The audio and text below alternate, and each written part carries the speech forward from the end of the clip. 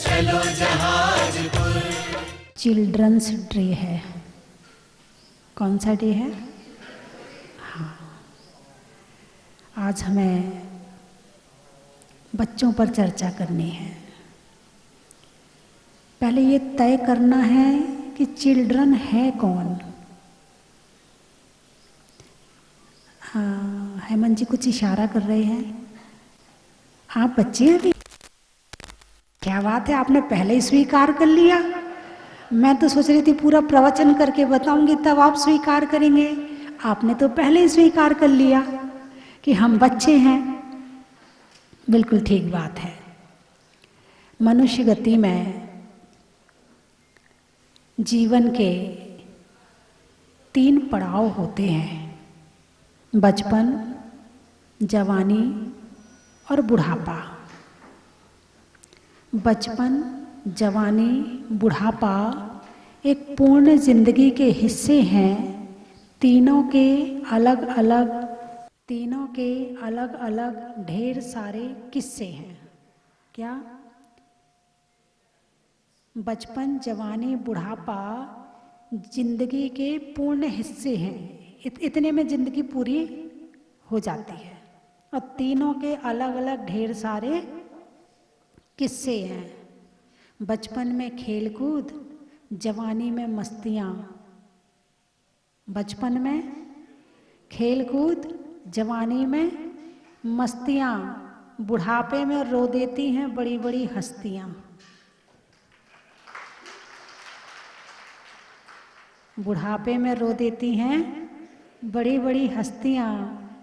बुढ़ापे में न रास होता है न रंग होता है। बुढ़ापा जिंदगी में लग गया जंग होता है। जैसे लोहे में जंग लग जाए तो लोहा किसी काम का नहीं होता है, ऐसे ही शरीर में बुढ़ापा लग जाए तो ये शरीर भी किसी काम का नहीं होता है। अब कोई सोचे कि बुढ़ापे में जंग ना लगे, उमंग जगे, तो इसके लिए बचपन में धर्म ध्यान हो। बचपन में धर्म ध्यान हो, जवानी में कर्म भान हो, तो बुढ़ापे में मर्म ज्ञान हो ही जाता है। तो बुढ़ापे में मर्म ज्ञान हो ही जाता है और मर्म ज्ञान का प्राप्त होना ही बुढ़ापे की जंग का समाप्त होना है। बुढ़ापे की जंग का समाप्त होना है। तो आज बाल दिवस है। कौन सा दिवस है? बाल दिवस। हमारे आचार्यों ने बाल बाल मरण, बाल मरण, बाल पंडित मरण, कुछ समझ में आया मैंने क्या कहा? बाल बाल मरण, इसका मतलब क्या हुआ? 2 बच्चों की मृत्यु बाल बाल मरण। अरे बोलिए ना। नहीं तो फिर क्या है? क्या नहीं, ये तो है नहीं, कुछ और होगा, वो आप बता दो, है ना। बाल का मतलब है अज्ञानी। बाल का मतलब है अज्ञानी। बालक कैसा होता है? अज्ञानी होता है ना। छोटा बालक 100 गलतियां करता है। तुम्हारी बाल भी खींचता है, तुम्हें चांटा भी मारता है, तुम्हारी जेब में हाथ भी डालता है, तुम्हें गाली भी देता है। जो नहीं खाने की चीज़ होती है वो भी खा जाता है। कभी कंगन मुंह में डालेगा, कभी चाबी मुंह में डालेगा, जो मिल जाए सब मुंह में डाल लेता है। उसे खाने पीने का ज्ञान नहीं है, उसे बोलने का ज्ञान नहीं है, उसे सोचने का ज्ञान नहीं है। उसको क्या कहते हैं? बालक। उसे क्या कहते हैं? बालक। जिसे अपने आप कुछ नहीं करना, जो मन में आ रहा है सो करना है। उसे आ रहा खेलना है तो खेलना है, उसे आ रहा है सोना है तो सोना है, उसे आ रहा है खाना है और नहीं दोगे तो रोने बैठ जाएगा। अब यही काम कोई बड़ा करे। बच्चे को मंदिर में भूख लगेगी, वहीं चिल्लाना शुरू कर देगा, हैं मुझे भूख लग रही, मुझे भूख लग रही। प्यास लगेगी, माँ मंदिर में बैठी उठा के ले जाएगा, चलो मुझे पानी पीना है। तुम होगे सहन करोगे, कोई बात नहीं है, अभी यहीं बैठो। समझदारी है आपके अंदर में, बच्चे में समझदारी नहीं है, क्योंकि वो बालक है, छोटा है, अज्ञानी है ना। तो इसीलिए बच्चे यदि गलती करते हैं तो बच्चों की गलती माफ होती है। क्यों होती है बच्चों की गलती माफ? यदि कोई बच्चा जिसको आप नहीं जानते हैं और आके आपको थप्पड़ मार दे, छोटा सा बच्चा है 2-3 साल का, और आके आपको थप्पड़ मार दे, बताइए कोर्ट कचहरी करोगे? नहीं करोगे। अच्छा, उसने आपको थप्पड़ मार के गाली भी दे दी, फिर क्या करोगे? उसे पीटोगे? नहीं। क्यों? बच्चा है। और ये काम कोई बड़ा करे तो? बच्चे ने जो किया है उसमें उद्देश्य आपको कष्ट देने का नहीं है। उसका मन ये नहीं है कि आपको यदि मैं थप्पड़ मारूंगा, गाली दूंगा तो आपको कष्ट होगा, उसका उद्देश्य बिल्कुल नहीं है। उसको तो मन में आई कि गाली देना है तो दे दी, उसके मन में आई थप्पड़ मारना है तो मार दिया, बस। इससे ज्यादा उसके मन में और कोई भाव नहीं होते हैं। उसके मन में सामने वाले के प्रति बुरे भाव नहीं होते हैं। यही काम कोई बड़ा करेगा तो जब तक उसके मन में सामने वाले के प्रति बुरे भाव नहीं होंगे तब तक वो ये काम करने वाला नहीं है। ऐसा हो सकता है कि सामने वाले के मन में बुरे भाव उसके प्रति हो, मगर थप्पड़ ना मारे, गाली भी ना दे, और भाव बुरे हो सकते हैं, ऐसा हो सकता है।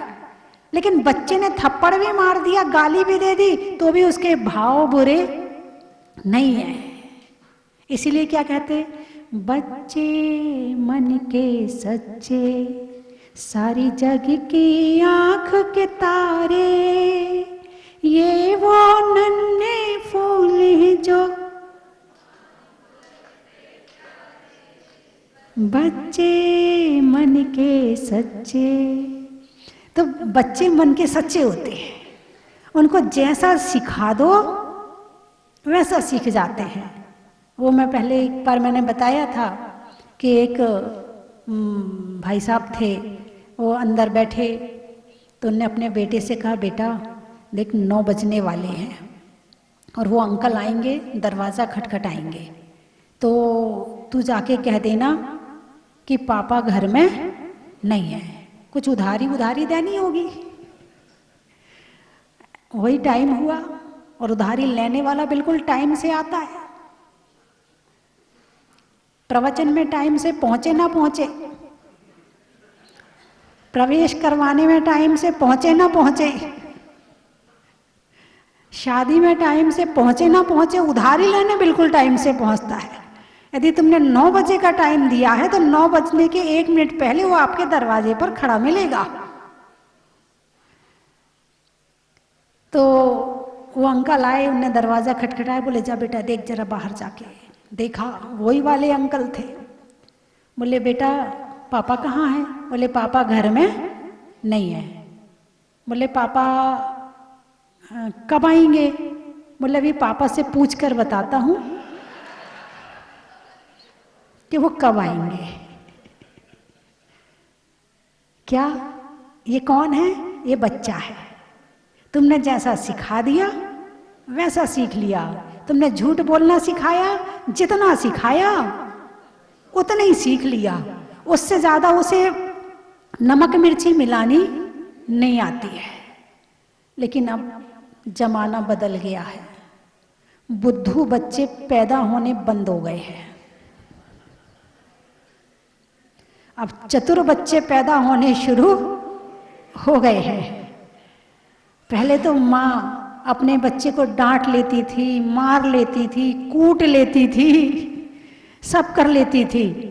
लेकिन अब आंख दिखा के तो बताओ, जरा जोर से बोल के तो बताओ। वो छोटा बच्चा कहता, मम्मी आप धीरे नहीं बोल सकती हो, इतनी जोर जोर से चिल्लाती हो। अरे खाया ही तो है मैंने, कौन सा बड़ा गुनाह कर लिया। ऐसे प्रवचन सुनाता है वो अपनी मम्मी को, अपने पापा को, बेचारे चुप हो जाते, ठीक है भैया, हम बेटा और तू। नहीं, मैंने नहीं कहा।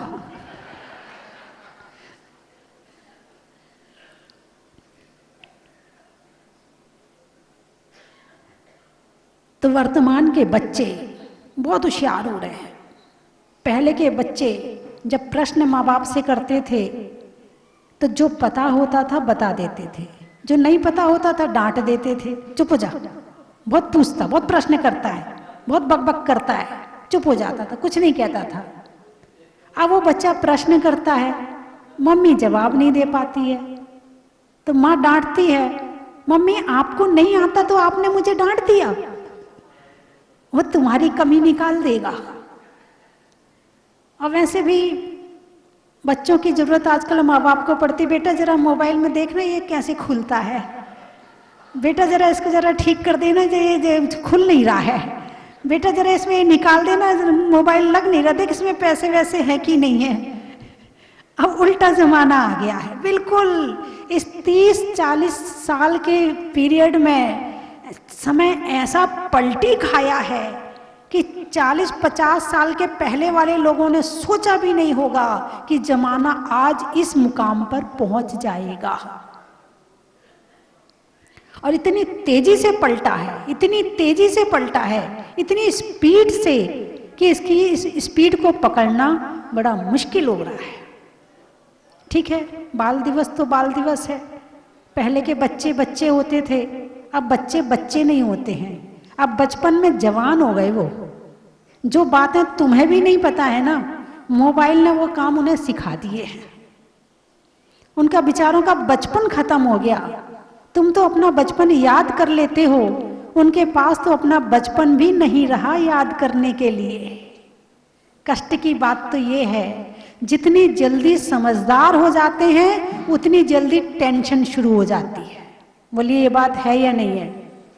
समझदारी आई और चिंता शुरू हो गई, और जब तक बचपन रहता है तब तक कोई चिंता नहीं होती है। और आजकल बच्चे बहुत जल्दी समझदार हो रहे हैं, और जितनी जल्दी समझदार हो रहे हैं उतनी टेंशन कर रहे हैं।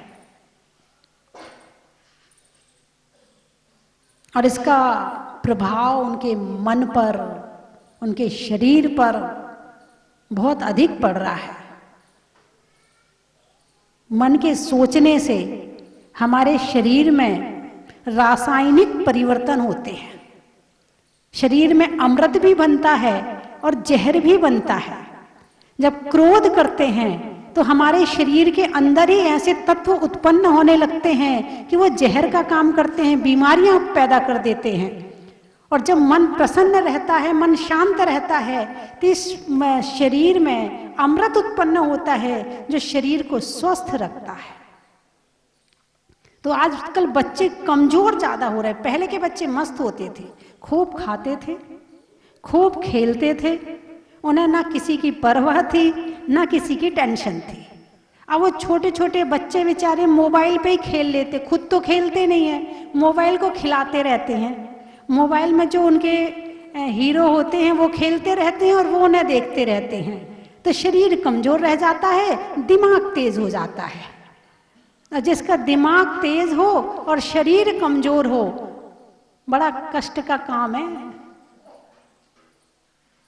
हाँ जी राजकुमार जी, बड़े कष्ट वाली बात है कि शरीर काम ना करे और दिमाग बहुत तेज हो जाए, कि दिमाग कह रहा है कि काम करना है और शरीर कह रहा कि नहीं करना है। दोनों के बीच जो युद्ध होता है ना, फिर मामला गड़बड़ हो जाता है। तो आने वाली पीढ़ी कैसी है? हाथ पांव में, बोलिए ना, आपको नहीं आता? हाथ पांव में दम नहीं और हम किसी से, बाद वाली बात आपने बड़ी जल्दी बोल दी, हम किसी से कम नहीं। दम नहीं तो बोला नहीं, क्योंकि दम है आपके अंदर में, आप पुराने लोग हो। और हम किसी से कम नहीं में आपने ये जल्दी बोल दिया, क्योंकि आप बिल्कुल इसी बात पे अड़े रहते कि हम किसी से कम नहीं। बंधुओं,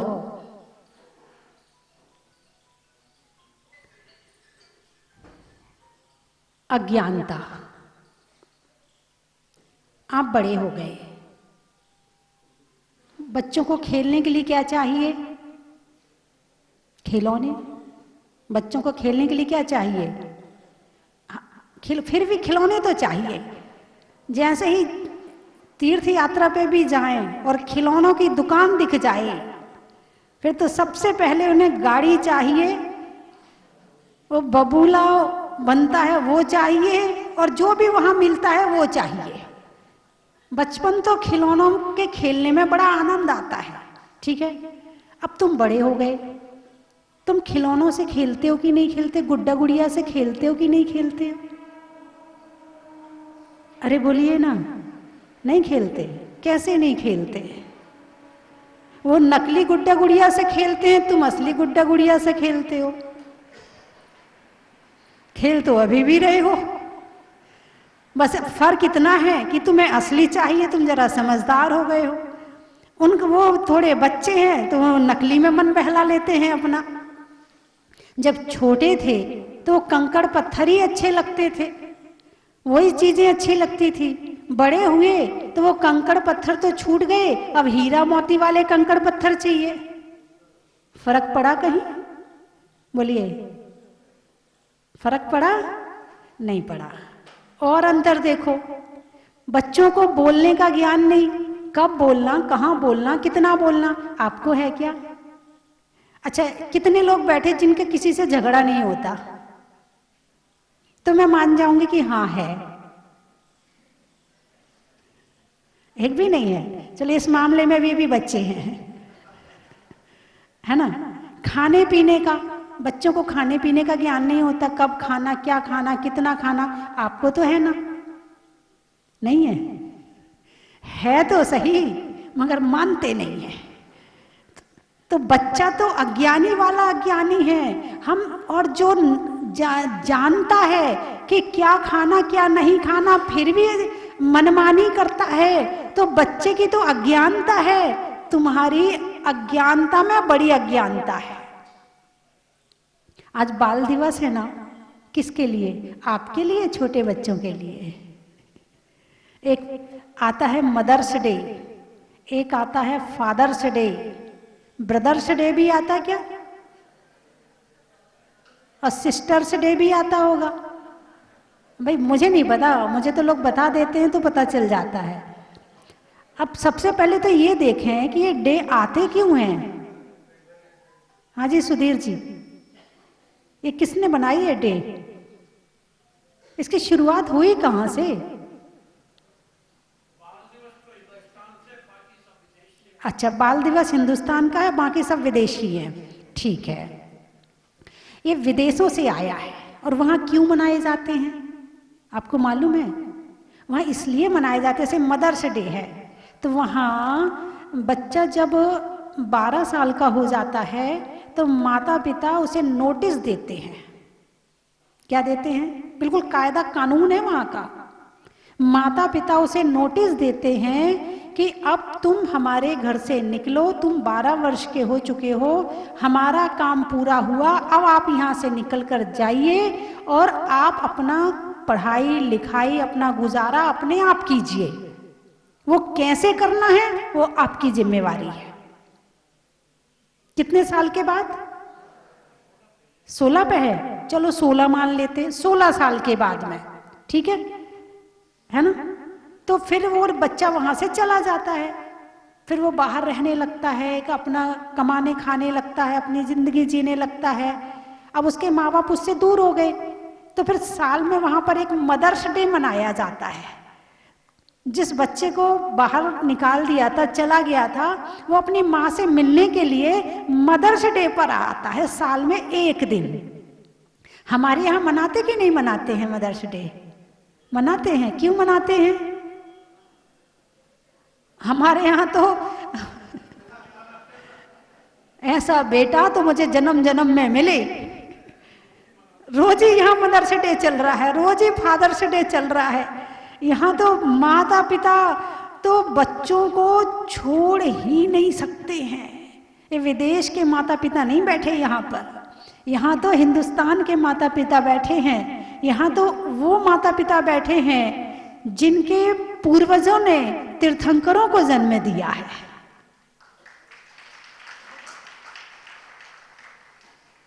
और ऐसे माता पिता को मदर्स डे मनाने की जरूरत नहीं है, फादर्स डे मनाने की जरूरत नहीं है। अभी मुझे कल ही बता रहे थे कि दौसा में 2 परिवार ऐसे हैं जो बहुत बड़े हैं।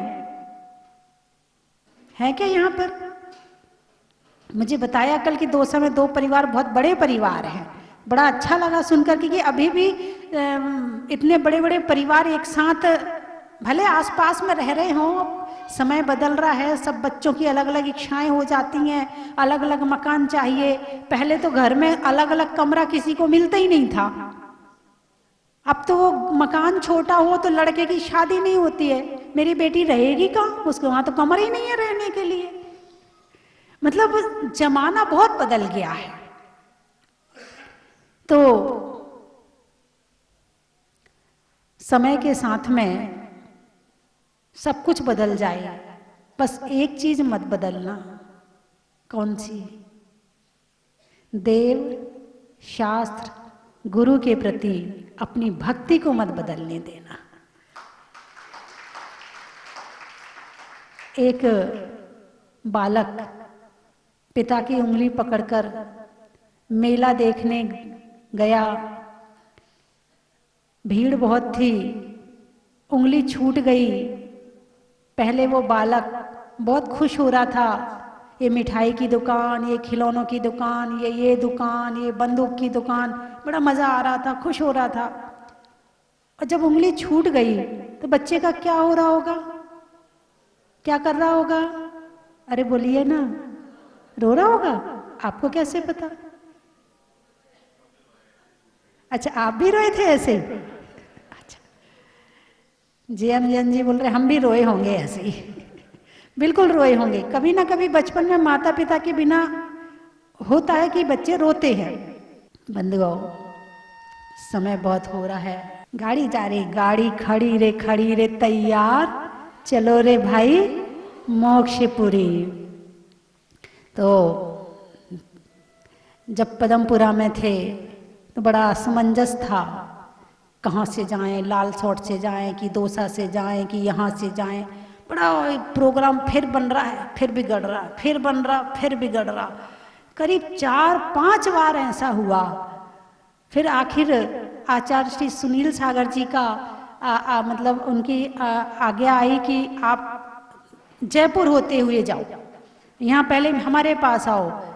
तो मैंने कहा चलो अब पक्का है, अब इधर उधर नहीं करना है। और जब जयपुर आ गए तो दौसा को छोड़ ही नहीं सकते। इसका नाम दौसा क्यों है? ऐसा कौन सा दोष किया कि इसको दौसा दौसा कहने लगे? अच्छा, ये डोसा वाला दौसा तो नहीं है? नहीं, अच्छा, मिठास वाला डोसा है, नहीं दौसा है। तो यहाँ का जो शुभकामना परिवार है, करीब 5 वर्ष से 6 वर्ष से यहाँ टीवी में देखकर इन्होंने शुभकामना परिवार यहाँ बना लिया था महिलाओं ने। और फिर जब जहाजपुर में अधिवेशन हुआ तो उसमें भी ये लगातार आती रही। दौसा से संपर्क तो लगातार बना रहा। ऐसा नहीं कि भले मैं पुरुषों को नहीं जानती थी मगर महिलाओं को तो जानती थी, क्योंकि ये शुभकामना परिवार को लेकर के जाती थी, उससे मुझे पता चल जाता था।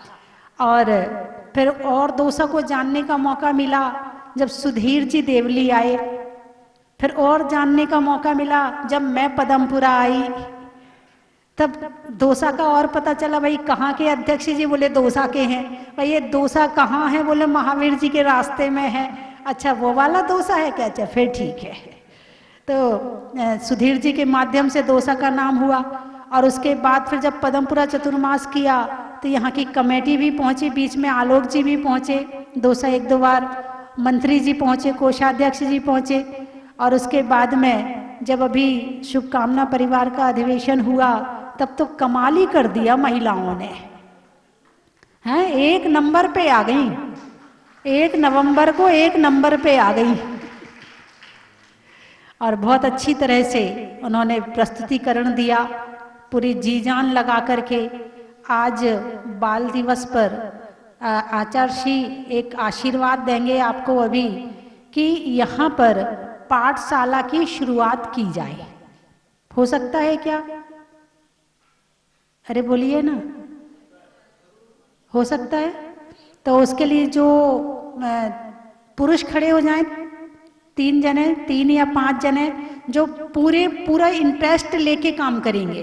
बड़ा अच्छा लग रहा है दोसा में आकर के। और आचार्य श्री का वात्सल्य कई दिनों से भी कमाते रहे। मैं 3 चीजें बोलूंगी, आपको कहना बड़ा ही महत्व है। खेत में खाद का, भोजन में सलाद का,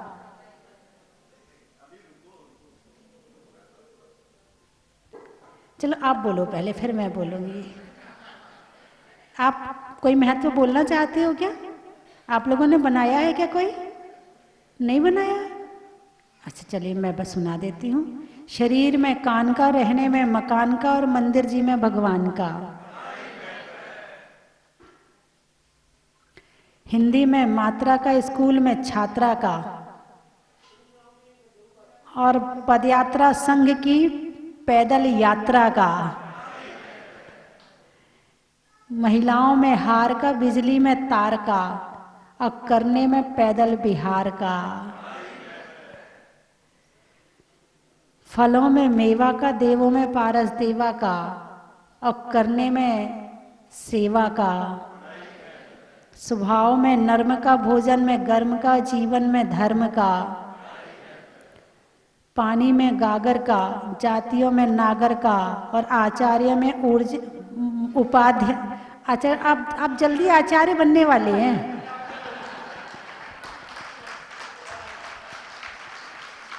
और उपाध्याय में ऊर्जयंत सागर का।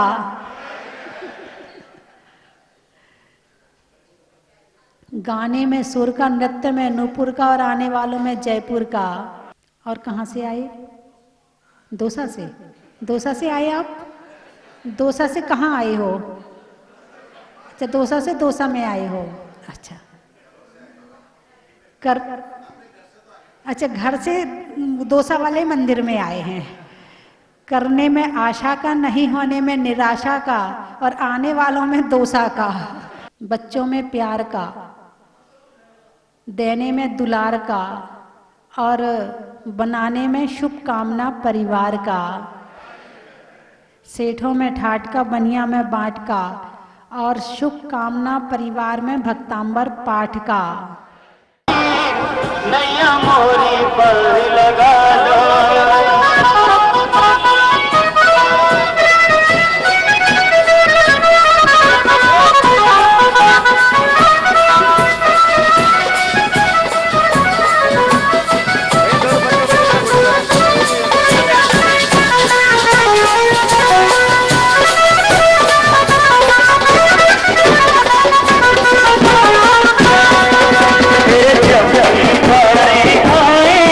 सोने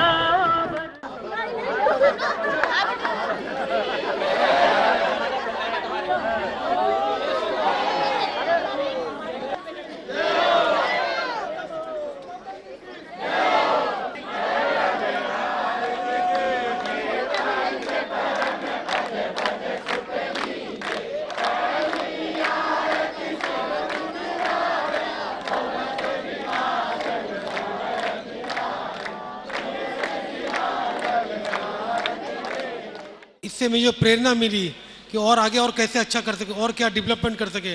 हम लोग भी कलकत्ता में करते रहते हैं, मंदिर है, स्कूल है, ये औषधालय है, चलाते हैं हम लोग यहाँ पर, किंतु यहाँ आकर बहुत अच्छा लगा और मैं इनसे और राय शेयर करूँगा और क्या डेवलपमेंट कर सकता हूँ। इन्होंने जो भी ये जो ग्रंथ की जो बोली अभी बहुत अच्छा इनका विचार है और इनको आगे बढ़ाना चाहिए और भी। बहुत बहुत सबको आशीर्वाद है। माता जी के चरणों में वंदनामी। यहाँ आकर बहुत अच्छा लगा। यहाँ की प्रतिमा तो अद्भुत है ही सही, इवन मैं यहाँ की कार्यकारिणी को बहुत साधुवाद देना चाहूँगा जिन्होंने इतनी बढ़िया व्यवस्था कराई, चाहे पूरे क्षेत्र की साफ सफाई हो, धर्मशाला की व्यवस्था हो और हर जगह जो फिटिंग लगी हुई है बहुत क्वालिटी की लगी हुई है, सारा मैनेजमेंट बहुत बढ़िया है। तो मैं यहाँ की कमेटी को बहुत बहुत साधुवाद देना चाहूँगा कि उन्होंने इतनी सुंदर व्यवस्थाएं बनाई। बस मैं यही कहना चाहूँगा, इसको मेंटेन रखें आगे तक। आज मेरे बेटे को पहली बार कलश करने का सौभाग्य प्राप्त हुआ। अभी के यंगस्टर्स यदि धर्म से जुड़ते हैं तो हमें बहुत ज़्यादा खुशी होती है और मेरे लिए बहुत ही परम सौभाग्य की बात है कि मेरे बेटे ने प्रथम बार पूजा और कलश किया और वो भी यहाँ पर इतने बड़े तीर्थ स्थान में बाबा के पास आके उनका कलश करने का सौभाग्य मिला। तो मुझे तो लग रहा है कि आज हमारे परिवार पर यह विशेष कृपा हुई है और गुरुओं का और देव गुरु धर्म की सदा हम पर इसी तरह कृपा बरसती रहे। आज यहाँ आकर बाबा से मैं यही कामना करती हूँ। धन्यवाद। था और यहाँ पर उस समय एक छोटा सा मंदिर था, बाबा तो थे लेकिन ये भव्यता नहीं थी। 6 वर्ष बाद तो यहाँ आया हूँ। अभी आते आते मैं महावीर जी से यहाँ आया हूँ तो रात में 11 बजे टोंक में बस आई, लगभग 3 घंटे 4 घंटे इंतजार करने के बाद। तो ऐसा लगा कि कहाँ जा रहा हूँ, कैसा जा रहा हूँ। और यहाँ आने के पश्चात सारी थकान दूर हो गई और ऐसा लगा जैसे स्वर्ग में आ गया हूँ। यहाँ की भव्यता देखने में इतना आनंद आ रहा है, इतना आनंद आ रहा है कि उसका मैं वर्णन नहीं कर पा रहा हूँ। ऐसा भव्यता ये दिन दूनी रात चौगुनी बढ़ती जाए और ये सारे विश्व के लोग यहाँ आकर अपना कल्याण कर सकें। इन्हीं भावना के साथ बोलो मुनि शिवनाथ भगवान की जय।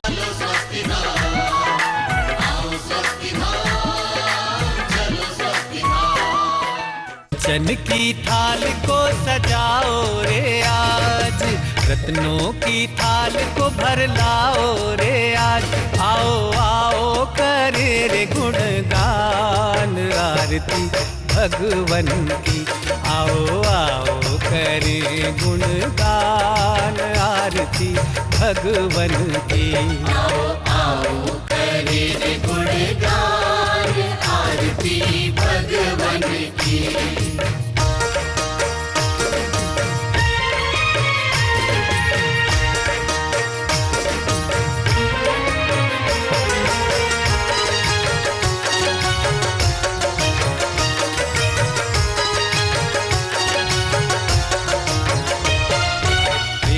सुमित्र के राज दुलारे, माँ पद्मा जी के नैनों के तारे। पिता सुमित्र के राज दुलारे, माँ पद्मा जी के नैनों के तारे।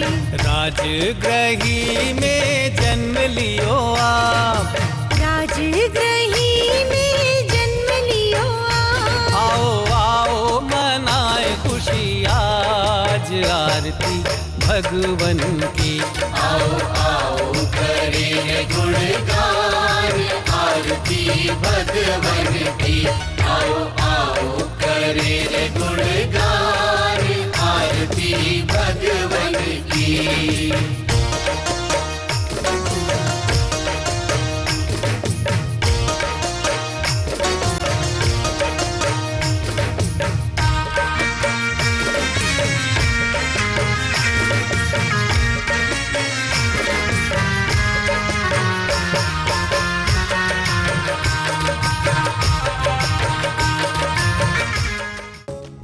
परम विदुषी लेखिका गणिनी आरिका रत्न श्री 105 स्वस्ति भूषण माता जी, जिन्होंने मात्र 20 वर्ष में 100 से भी अधिक किताबें लिखकर जैन समाज को अनूठा योगदान दिया है। बड़े बड़े विधान जैसे कल्पद्रुम महामंडल विधान, सिद्ध चक्र महामंडल विधान, इंद्रध्वज महामंडल विधान, एवं विशेष जनपद, पूजांजलि आदि महत्वपूर्ण साहित्य बहुत ही सरल व सुबोध शैली में लिखे हैं, जिसमें गद्य एवं पद्य साहित्य भी समाहित है। इन महान साहित्यों को पढ़कर आप भी अपने ज्ञान का विकास कर सकते हैं। साहित्य प्राप्त करने हेतु आज ही संपर्क करें। संपर्क सूत्र 7906062500 9868345768।